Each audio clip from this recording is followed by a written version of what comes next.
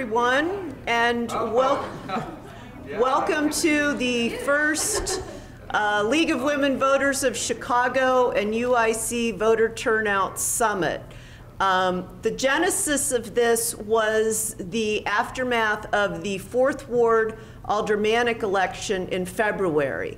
And in that election, there were 5 candidates, all of whom were active in their community, one of whom was actually under indictment. That's Barack Obama's ward, and he had endorsed a candidate. That's Toni Preckwinkle's ward. She had walked the precincts with a candidate. There were several community forums. There was early voting, and total turnout was 18%. And we were shocked because in the aftermath of the 2016 presidential election and the Women's March, and the fact that there was good choices, many opportunities to vote, we really thought that turnout would be high, and it wasn't. And we started thinking about it, like, well, why? And we realized we had no idea why turnout wasn't high, and that some of the things that we thought, like the opportunity to learn about candidates, or having a lot of candidates, or having early voting, those didn't seem to make a difference. So what we realized was we needed to bring together people from all over to just sort of talk about this issue. Why aren't people voting, and how can we address different needs and different interests of different groups in this very, very diverse city? So I want to thank several people. I want to thank the Political Science Department at UIC, especially Professor Dick Simpson, for his help in organizing this. Want to thank the McCormick Foundation for giving us some financial sponsorship. I want to thank Jane Ruby, who's a graphic designer. She's not here, but she did our logo for the event. And I also want to thank CAN TV for covering this event live today. If you know someone who couldn't make it, please let them know that they can watch right now on cable channel 27, or watch online at cantv.org. If you want to use social media, our Twitter handle is LWV Chicago and hashtag VoteMarch20. And because CAN TV is recording it, we're going to ask the panelists to all share the one microphone so that they can get a clear audio feed. And now I'm going to turn this over to Dick Simpson, Professor of Political Science at UIC.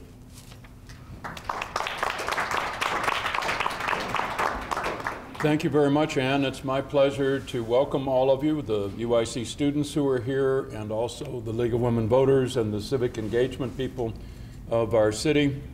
We're glad to host this with the League of Women Voters, this conversation and event.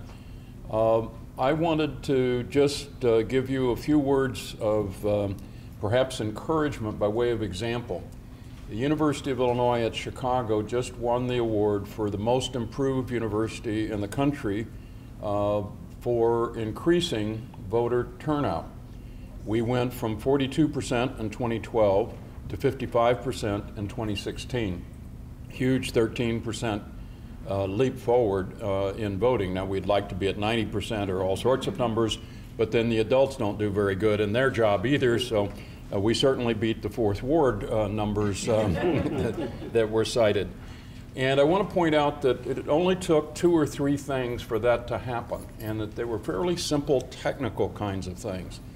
One of them was that we now register students when they get their campus ID card. They automatically have the chance to use the electronic voter registration.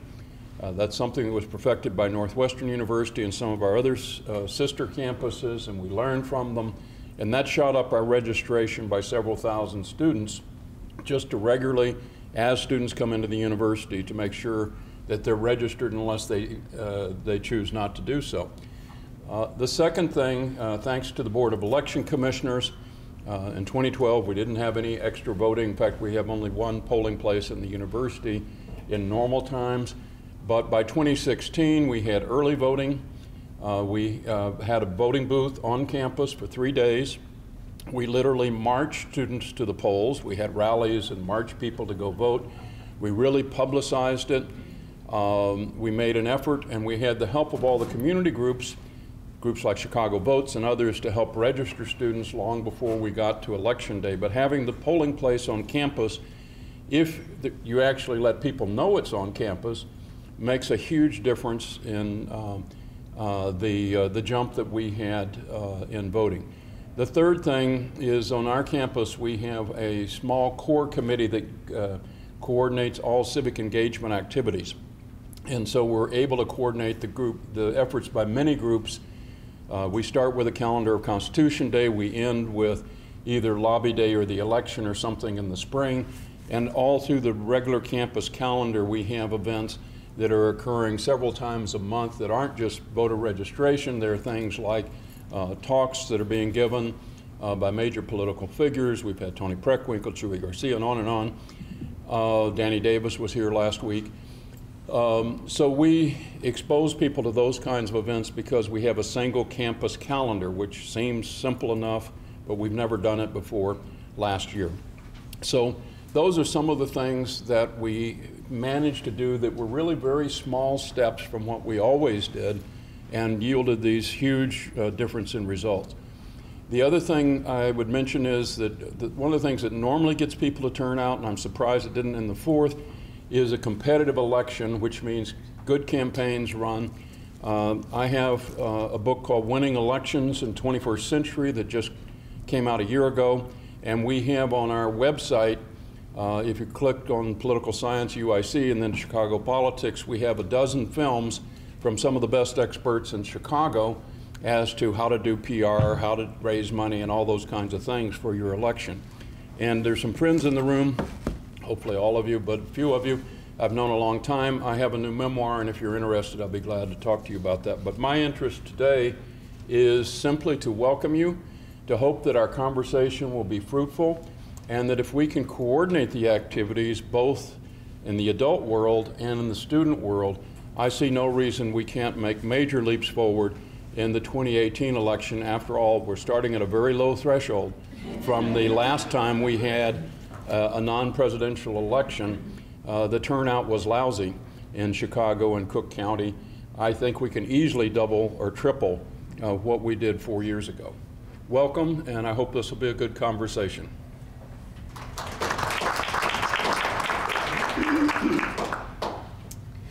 Hello, my name is Sarah Bruni. I'm the moderator for today's event. I'm the executive director of the Illinois Campaign for Political Reform. We're a 501c3 nonpartisan nonprofit organization advocating transparent and accountable government in Illinois. Part of that, of course, is engaging voters and encouraging civic engagement. So this is an issue that's very near and dear to my heart as well as my organization, so I'm really happy to be here today and have some of our really great panelists who are experts in this field talk about this. So I'm going to share some data with you on voter turnout statistics in Illinois, averages over multiple years, also who's registered to vote and where. But before we get into all of that, I want to ask our panelists to introduce themselves and talk about some of their work in voter turnout. So if you can each just take a couple of minutes to talk about your perspective on the topic. Good morning. Alderman Villegas, from the 36th Ward, was elected in 2015. And it's been interesting as it relates to the low voter turnout. And so in the 2015 election, I was in the runoff, and we had about 27% turnout. And in my office, we're constantly talking about how do we get people engaged in the political process. I understand that sometimes we don't want to bother people, because I've told my people, if they didn't vote for Barack and they didn't vote for Hillary Clinton, what are the chances of them voting for Gilbert Villegas for alderman? I mean, they just don't want to be engaged in the process. And so how do we get them engaged? So what I've done with the next generation is I utilize what's called participatory budgeting. And what I've done is I allow 14-year-old kids to vote in that budget process, to get them engaged and let them know that if you're really interested in seeing something done and there's a project that you're interested in, then you have to vote in order to make sure that project wins. And I'm doing it at high schools, and so I have a turnout for my participatory budgeting of over 1,000 people that vote. So it's a good process, and again, it's just trying to train that next generation of voters that if you really want to see something done, then you have to get involved. Good morning. My name is Erin Connolly. I'm the Engagement Director for Common Cause Illinois, which is a nonpartisan organization focused on a variety of democracy issues, but voting rights is one of our key issues.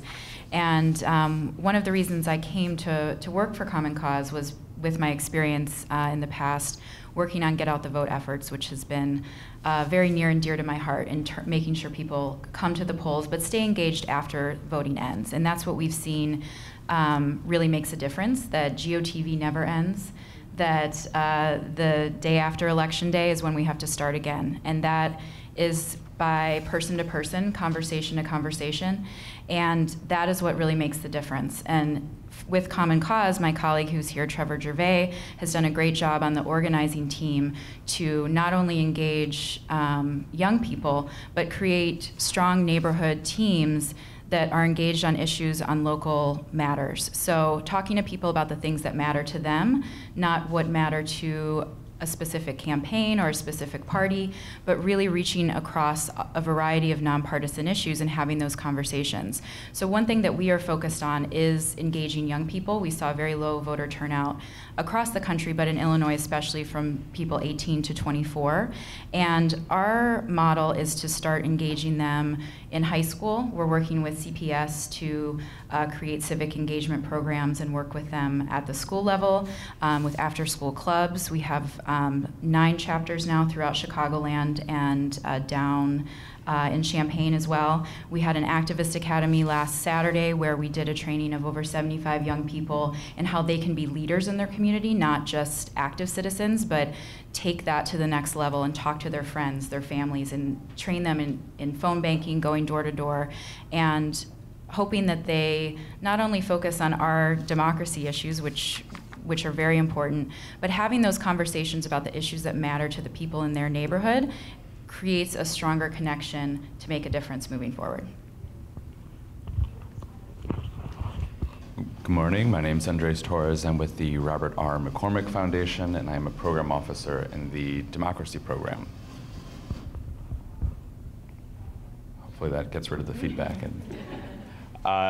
So the Democracy Program at the McCormick Foundation is focused on ensuring that we have a healthy democracy, and we work at 3 different levels. It's first looking at the individual level. So do we have informed and engaged individuals?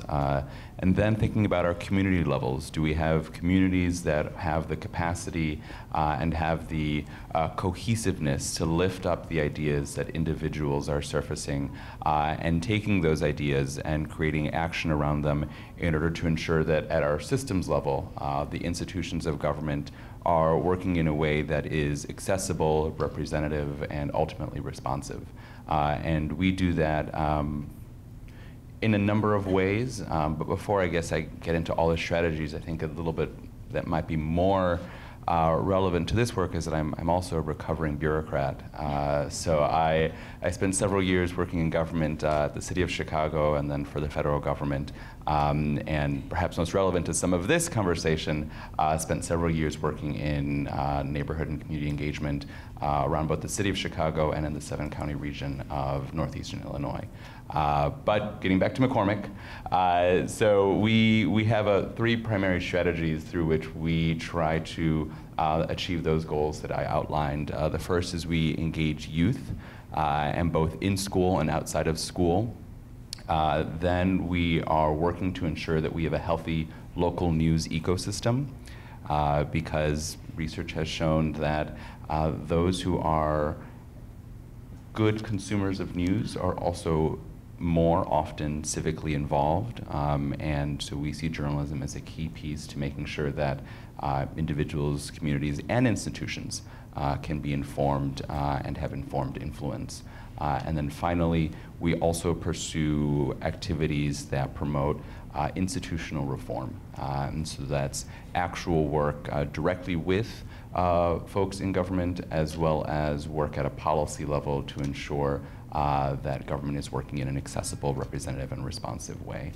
And do that in a few ways. McCormick Foundation is probably best known for its grant making, so we do give money, but I like to talk more about the work that we do outside of that, because it's one thing to write a check, it's another thing to really make sure that we are building the relationships that we need to do our work effectively. So we're also very committed to direct programs. We operate the Democracy Schools program. That's a statewide program that works directly with schools to help make sure that their students and that their communities and that their teachers have the tools that they need to be civically engaged. And then we also work to convene. Sponsoring a program like this is important for us because we want to make sure that there are fora that bring interested parties together to learn from each other and then to take these good lessons out back into the community. And then finally, we also work directly with policy. So we do work with our partners in government to ensure that they have access to the best ideas and research to make sure that we are effective partners in the work that they're doing. So look forward to the conversation. Thank you. Good morning. Can everybody hear me? Okay. My name's Lance Goff. I'm the Executive Director of the Chicago Board of Election. I took over that position in 1988. And during those times, we've seen elections evolve. I'm preaching to the choir right now, but now we have early voting. It's something that we were pushing for many years. We have same-day registration, and now we have automatic voter registration. And as soon as we meet with the state board and make sure they're on board with this, then I think you'll see some increasing numbers. But what I'm most proud of, that we're making voting accessible to everybody and also to young people. The Chicago Board of Elections, working with other foundations and other civic groups, that we're getting young high school kids involved as poll workers, as judges of election. The city of Chicago has over 2,200 judges of election that are high school students. And once you get them involved, you don't lose them. Once you get them involved in your first election, we've seen that over the last several years that we've had it, they've either worked or they worked for campaigns. So it's something that we are very proud of at the Board of Elections, and I'm preaching to the choir right now. We hope to expand on what we're doing. We're hoping to get vote centers, meaning that instead of going to your polling place, you can go to any location and vote. So it's something that we're working on. We're trying to get legislation. We got legislation, vote by mail, so you don't need this non-excuse absentee voting. So you can fill out your application online, get a ballot and vote. So we're trying to expand it, but the more we're expanding, the less the turnout is, and that's something that we don't understand, and we're trying to get information from everybody around here how we can increase that. Well, thank you so much to all of you for being here. Clearly, there's a lot of really important work being done on this topic. I want to start with some background on voter turnout numbers in Illinois, as well as who's registered to vote. We will have an audience Q&A at the end of the presentation of the panel, so I want to make sure everyone's thinking about their questions. I want to make sure you get all of your questions answered with our experts here. So, on average in Illinois, the voter turnout for a presidential general election is about 70%. Now there's about 8 million voters registered in Illinois. That's about 76% of residents. Illinois actually hit 8 million registered voters in 2016, and that was the highest that the state had ever seen. So certainly more people are registered now than ever have before, but that doesn't mean that there aren't still issues that we need to talk about, and I hope we can talk today a little bit about voter registration versus turnout. Just because someone's registered doesn't mean they're going to actually show up on Election Day. The turnout for presidential primaries is generally between 30 and 50%. The turnout for non-presidential general elections, so that's what we'll have in 2018, is about 50%. And then in primaries in those non-presidential years, usually it's about 20%. And that has wavered, but it doesn't tend to go higher than 20%. And as some of our panelists talked about, the turnout in local general elections for mayor or for alderman or city councilman, those can be 20% or even lower. Those elections can go very low in turnout. And like some of our panelists pointed out, the 18 to 24-year-old voting bloc is really the least represented in our registered voters in Illinois. They make up only 9% of the voters registered in our state. Almost 22% of voters registered are over 65, for comparison. And we have more women registered than men to vote in Illinois. So clearly there are both policy and cultural issues here that keep people from voting. There are certain policies that may be in place that block people's access to the polls, but also there are some issues, with trust in our government, with how people feel disengaged from our government, and I want to talk about that today as well. So first, I'm going to ask about some of the issues that our panelists see, and then we'll talk about some potential solutions that they're working on. So first, I want to start out with a general conversation and then sort of drill down on specific issues. So first, I want to ask for each panelist, what do you think is the #1 policy issue that is negatively affecting or holding back voter turnout in Illinois? Well, from a policy perspective, as many of our panelists mentioned, we've made some great strides with having online voter registration, same-day voter registration, automatic voter registration. And I think as we move into, on Monday, there's a hearing with the State Board of Elections that you can all come participate in at the Thompson Center here, and then in Springfield as well. It's at 9 a.m., and we'll have information about that if you'd like to attend. We need to make sure that that AVR implementation process is representative of everyone in Illinois, and that it's a collaborative process, and that we are meeting the deadlines to ensure that more people are eligible to participate in the process. And as we've seen with same-day voter registration, there were some issues in the previous election with those judges that were maybe not allowing everyone who should be able to register and vote that same day actually cast a vote. So there's some things in the policy department that we can look at. I think voting by mail is also a really great option, especially for people that maybe have mobility issues, issues with transportation, but there are some turnout issues when you just see that ballot sitting on your counter and it's in a basket and you forget to turn it in. I lived in a few years in Arizona, where they are now in Maricopa County moving towards everyone just voting by mail and not having any polling locations.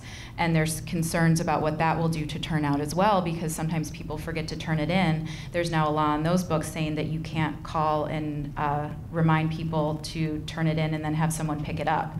So there's a lot of policy things that can be changed, but we do need to consider the impact on what voting by mail can do to turnout, what other laws come into play to make sure that we can remind people to participate in the process. But Illinois has made some really, really great strides to franchise more voters. But I think the real challenge will be implementation in this AVR process to make sure that we're meeting those deadlines and making sure that there's also an education piece, because the word automatic voter registration has the word automatic in it. So when it's signed into law by the governor, there is this assumption among many that, oh, I don't have to change my address. I moved, I don't have to do that, it's automatic, right? When I change my driver's license, it'll just automatically update. That's not the case yet because it hasn't been implemented. So we, as nonpartisan organizations and everyone in this room, have a role to play in educating the public about what's going on in that process, what the next steps are, and the fact that we still need to be active citizens and make sure that we're still registering to vote until that gets fully implemented.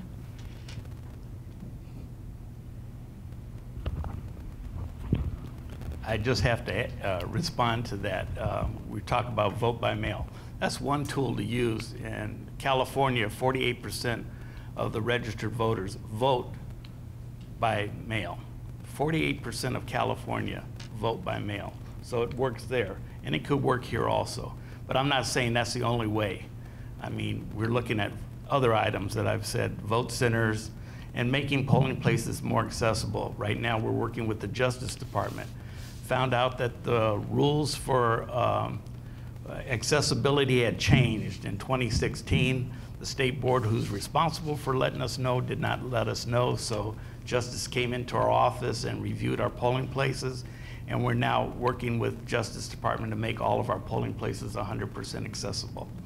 So these are some of the things that if we can make every polling place accessible and concentrate on getting the word out and getting people to come out and vote, I think will make a difference. And Lance, I know there's been some issues, this happens in many places, but with long lines at polling places. What is the Chicago Board of Elections doing to try to mitigate that? Are there policy changes you can make there? Well, you know, it's funny, long lines. When people come to a location and are not registered to vote, and they show up and they register, that's going to start a line. Think about it. All of us, almost everybody in this room has already been registered. But then if you have 100,000 people that show up that aren't registered and they stand in line and it takes them 5 to 10 minutes to register to vote, that'll make a line a lot longer. And we're hoping that once we meet with the state board, Secretary of State's office, and make sure they get on board with automatic voter registration, it'll get more people registered and it'll decrease the lines. And do you think that some of that can be helped with election judge training as well? I know you guys have a long manual for that. Is there any way to address that process so it can be sped up?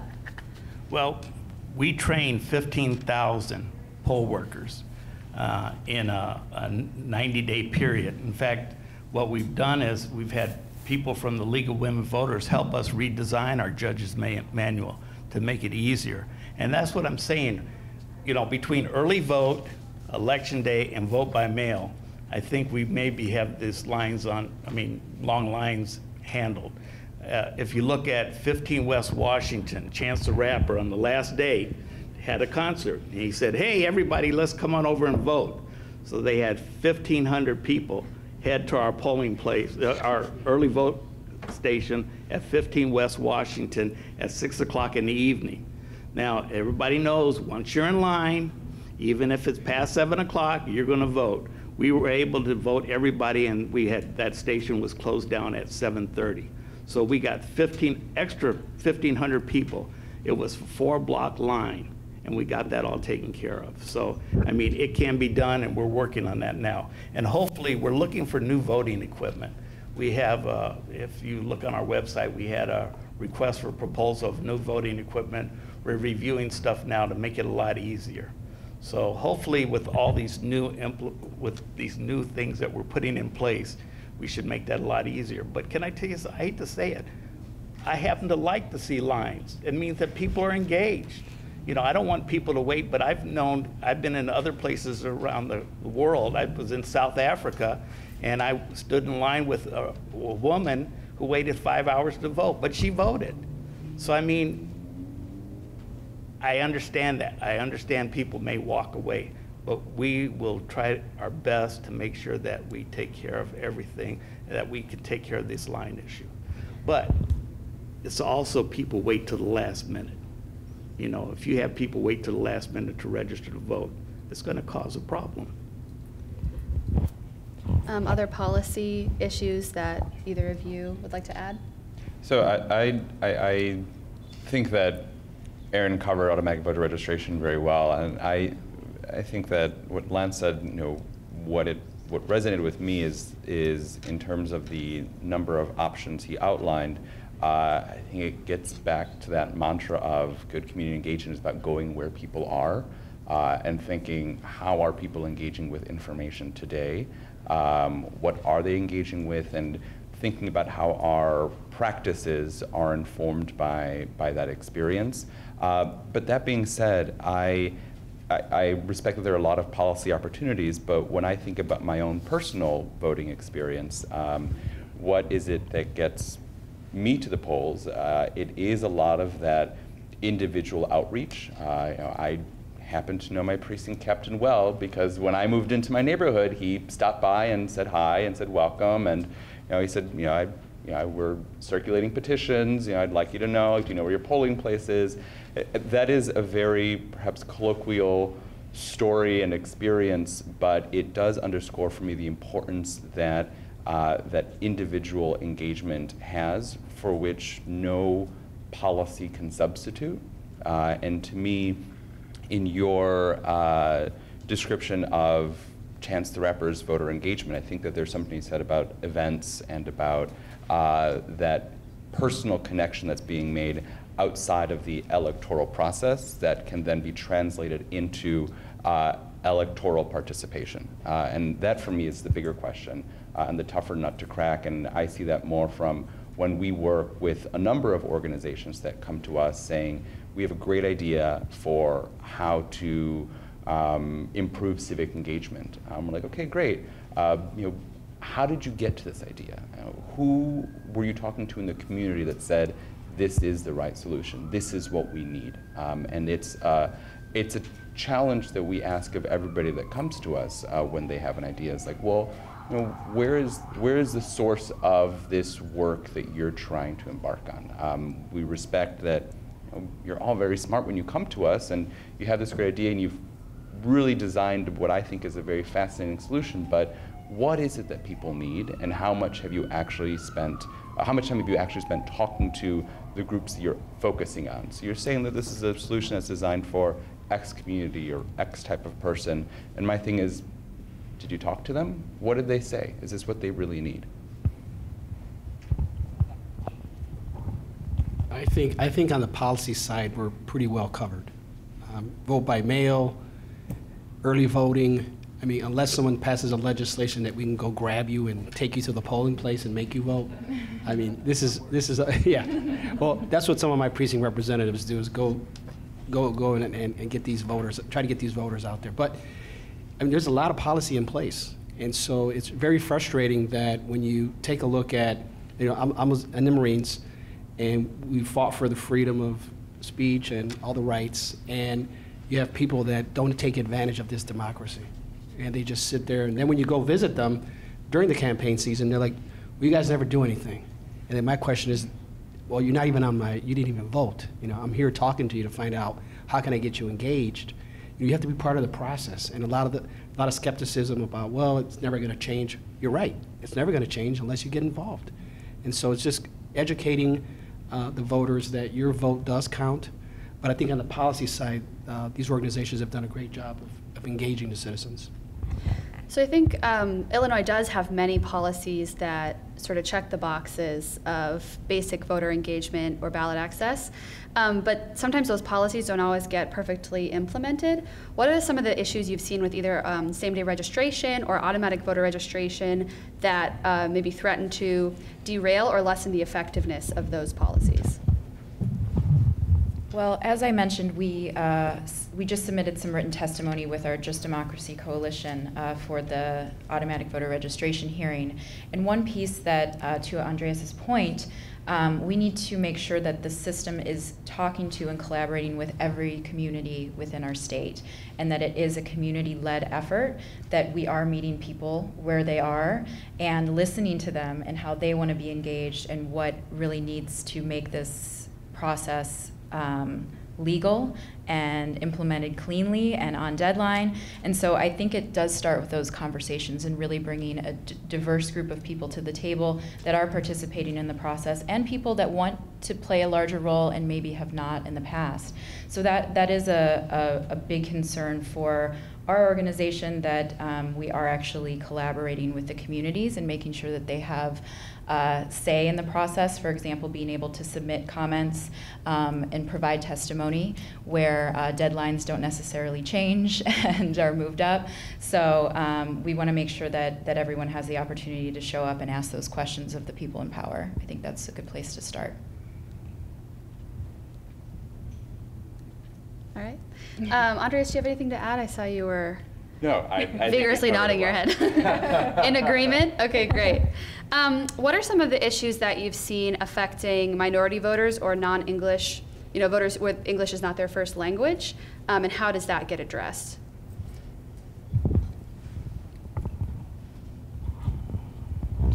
I'm very proud of what we do at the Chicago Board of Election. If you noticed our ballots, all of our ballots are bilingual, are in English and Spanish.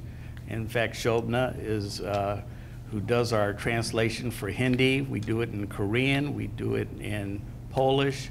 We do several languages by law. Section 203 of the Voting Rights Act require us to do other languages, and we do that. So, and I think we do it very well. And Shobna will talk about it later on this afternoon.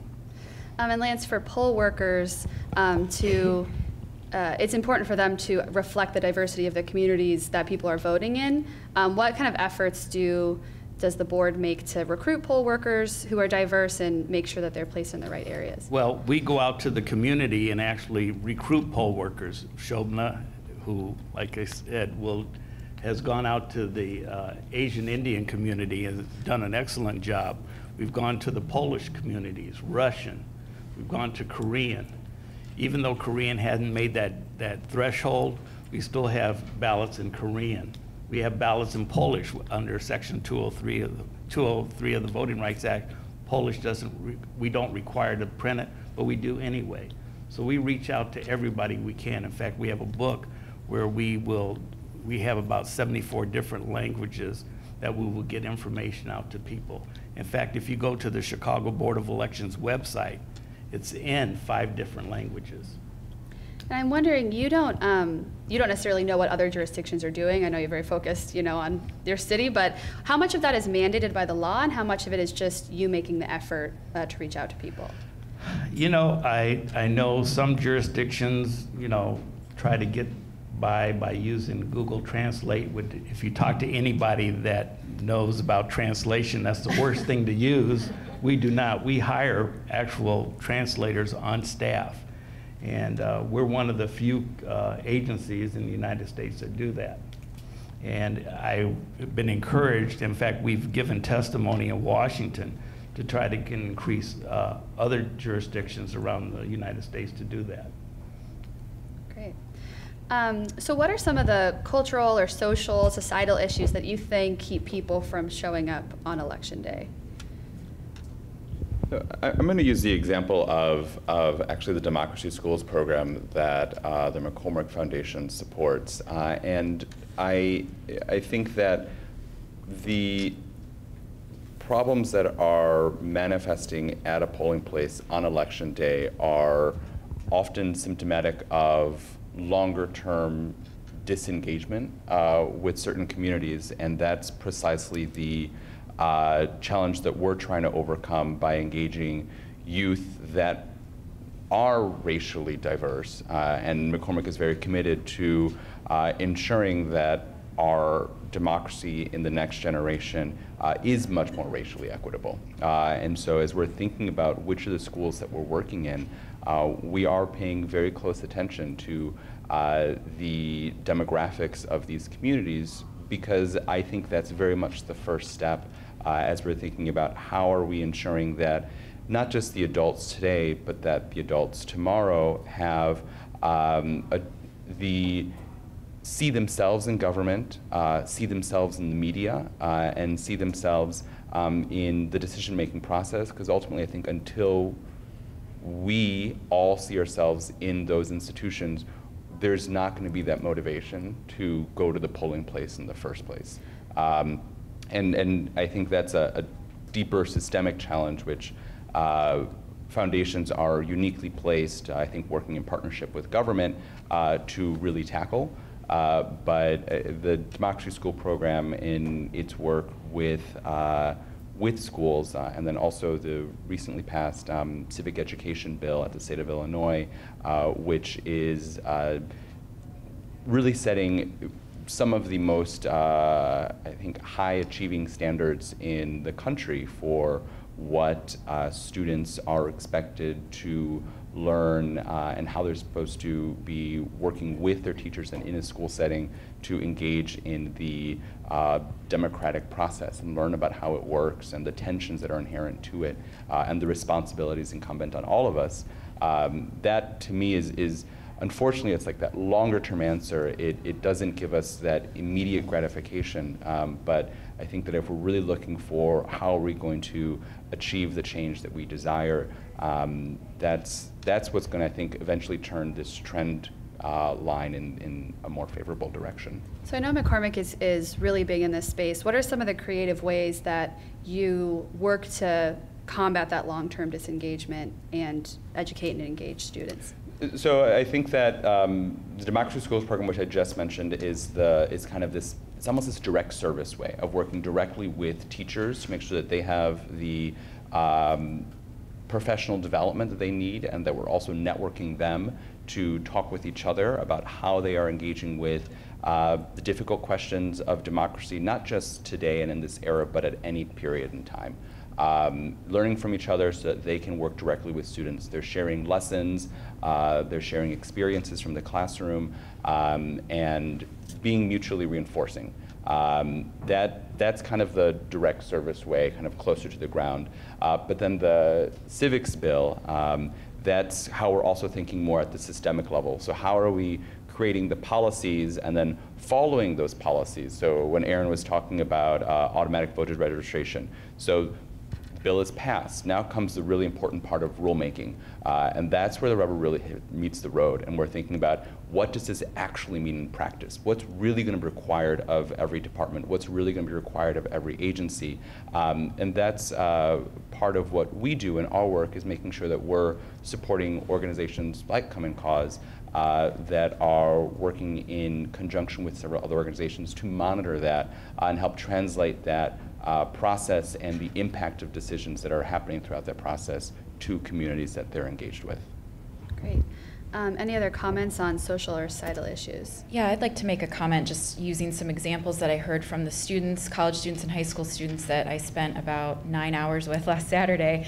And it was one of the best days I've had in a really long time. There was so much hope in that room, and you could see it rising as the day moved on. And one of the things that I heard from some of the students that are 16, 17, that are there because they want to make a difference in their community, but we still had to have that tough conversation that voting is the foundational part of this, that you need to participate in the process. And while many of them were registered to vote, we had to have some tough one-on-one conversations about, well, I don't feel that anyone I vote for is really going to listen to me or represent me. So we had a lot of conversations with them about teaching them about their personal power, what that means in their community, and maybe they heard things from family members that their vote doesn't matter, or maybe the people that are coming to register them to vote at their doorstep don't look like them. As Andreas mentioned, that it's important in the media, it's important in our government, but it's also important for our community organizers and people that are engaging those communities to say, I grew up down the street from you. I am doing this work because I believe it makes a difference. This is how it's made a difference for me. And we had people from different communities speaking to that. And so by the end of the day, every student that was there was excited to do more in their school, excited to start a voter registration drive in their community if they were able to do so, or even knock on doors and talk about issues that matter to them. And having people that look like them, that speak their same language, if that is part of the process, that's really, really important. And also having people that don't look like them, listen to them. That was the thing that we heard a lot of, that they don't feel like their voice matters as a child, that they're talked down to, that they don't feel that they are even a part of our greater society. And programs like the civic engagement, that will really have a strong impact in bringing those students in at a young age. But we also have to reach out to our adult population and make sure that they're invested. And I think in similar efforts, I know I'm filling in for the wonderful Ms. Betty Magnus from the Rainbow Push Coalition, and she's been registering voters in the city of Chicago for a really long time. And I know she would say that you have to go door to door, you have to talk person to person, but it does have to be people that are within that community. And that's why it's important to have those neighborhood teams that are involved, and it's not people coming in from outside of the community. So that's been our experience.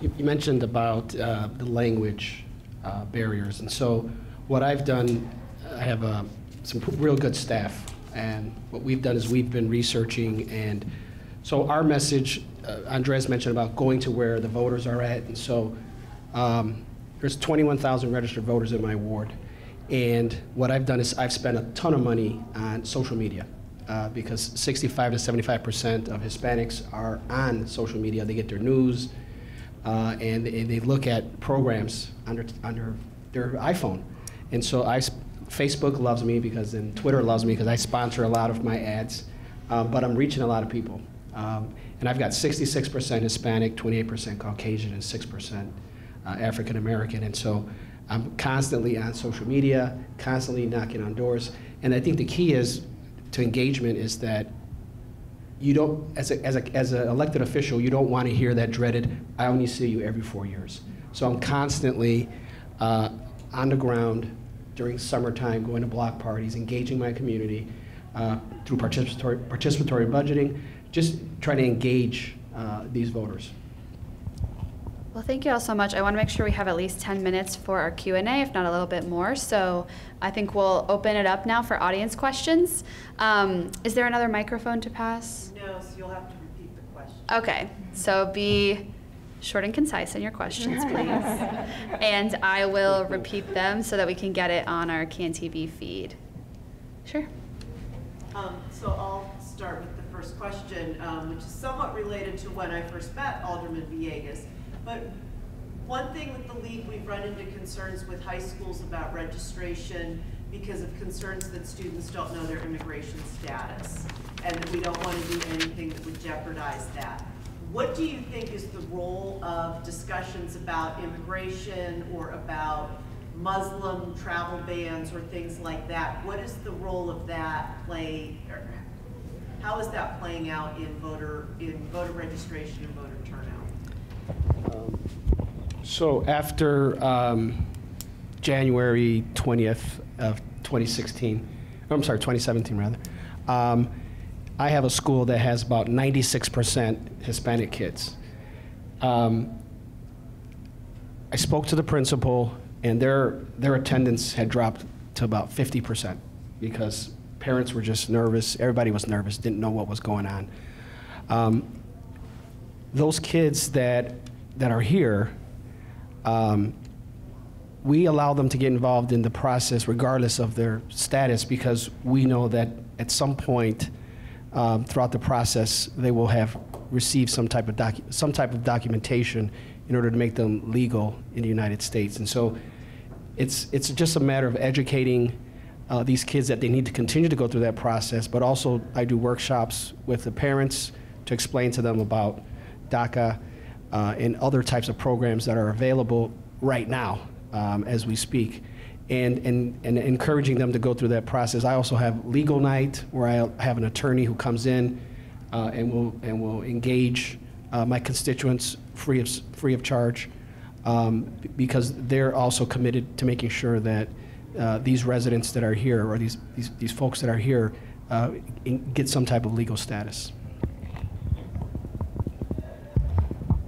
Next question? Anyone? Sure, right here. You were mentioning the gentle lady on the panel. You were mentioning about civics classes and that you go into CPS and really trying to build those relationships with students. I'd love to hear more about that because it's kind of like, that's how we fix society to be. So I'd like you to expand on that if you would. So the question is, how are panelists engaging students through high schools? Yes, so we have a couple different avenues on how we're engaging high schools. With working with CPS, our avenue is to start with the teacher. So Trevor and myself and some of our other staff members are working with CPS, meeting with teachers to help design ways that we can collaborate on curriculum, bring in other speakers to their classrooms, provide and start student-led clubs and organizations that we have at several high schools, from Walter Payton to Diet High School. We are also increasing our engagement in community colleges because we believe that that has been an underserved portion of our city with regard to student engagement. So we have multiple levels. So we have a youth organizer on our staff that meets with students at those high schools every 1 to 2 weeks, depending on the student schedule. The students are leading the organizing effort within their communities to bring more students into the club, have them come into the meetings, and then on the other side, we do work with teachers to actually be in the classroom. We're hoping to expand that as we move forward. It is a new program and it's a new process, but we'd be happy to talk with you afterwards about how you can help get involved, because we always can have extra volunteers and members of our action team supporting those schools and students. And the issues that we talk about are fundamental democracy and civic engagement from an educational standpoint, but we also talk about issues that are on the top of their mind, like their friends that are maybe undocumented, that they have different concerns in that community, or they're dealing with parents that are in a situation and that's stressful. Fair housing, food deserts, those are some of the issues that the students have brought up and want to talk about. So we focus on a variety of different pieces with students.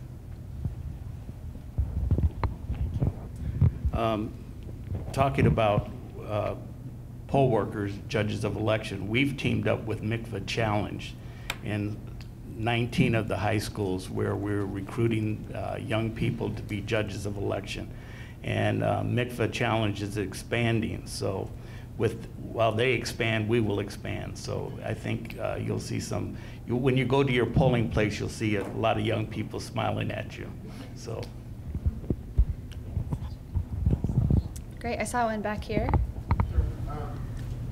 So in the era of alternative facts and fake news, and I think it's important that we combat cynicism with the students. I teach at UIC at TA, and some of our students here, and I combat the cynicism in this idea that nothing is real every day. And I wonder what your thoughts are. So we want the panelists to talk about how to combat cynicism in potential voters. I'll start with that one. We heard a lot of that with our students this last Saturday and in our other engagement pieces. And the biggest way that I combat that is telling my personal story of how I had to overcome it in my civic engagement, and have a strong group of people that have similar stories that can really relate to people one-on-one and say, yes, there's a lot of things to be frustrated about, absolutely, but ultimately the power lies within you. And here are some examples of what you can do with that, and if you need support, we're here for you, and we're listening to you, and we understand that, but at the same time, there is so much hope, and providing them examples of what that hope looks like in a concrete way, whether it's in their community, at their school, but a place that they can actually see it. And sometimes they just need to, in my experience, and I'm sure you hear this as well as an educator, they just want someone to listen to them and be able to have that conversation in the first place. And then I think there's that idea of community saying, I'm with you too, and I'll stand next to you to help you build that power and show you how to do it, and give them a little confidence in that process.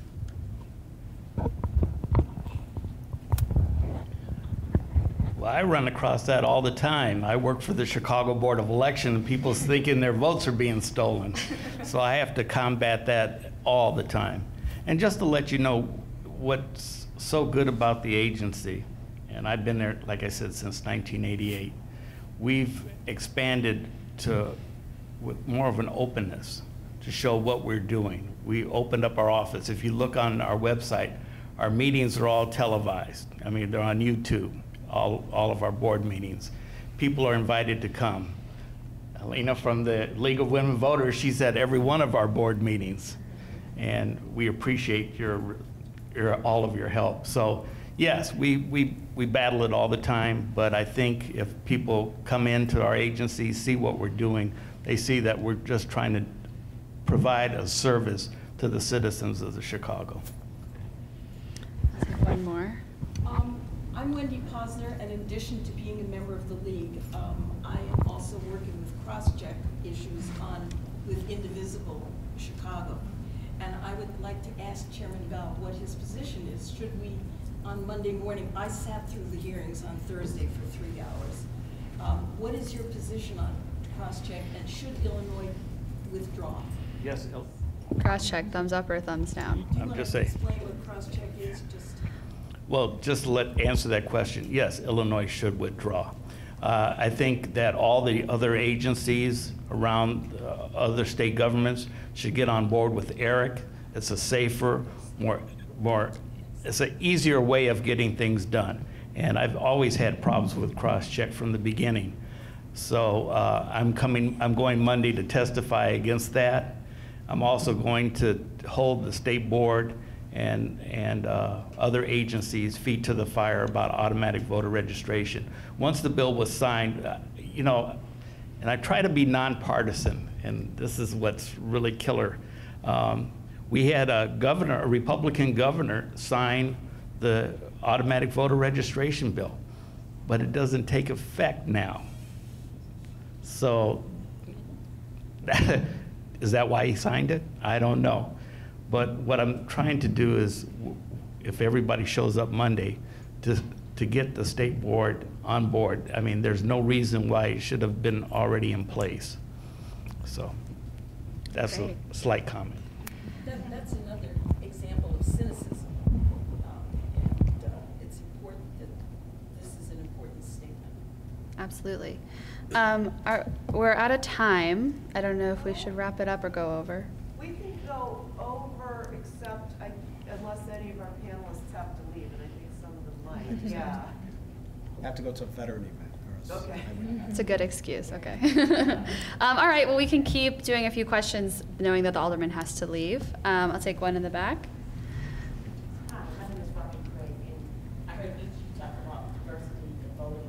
And so I want to know what programs or what initiatives you have with communities of color, especially South suburban communities, to make sure that you increase the vote for that population. So how do you engage communities of color in voting?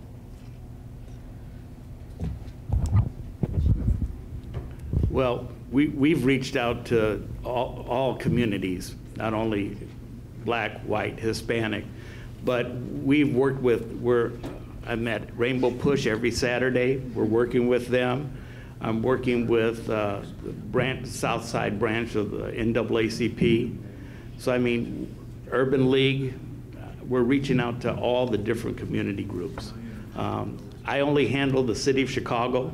I can't say anything about the about the suburbs in Cook County, but I know that we have reached out to all the different community groups to get them on board, and we've got a huge response from them also for this last election.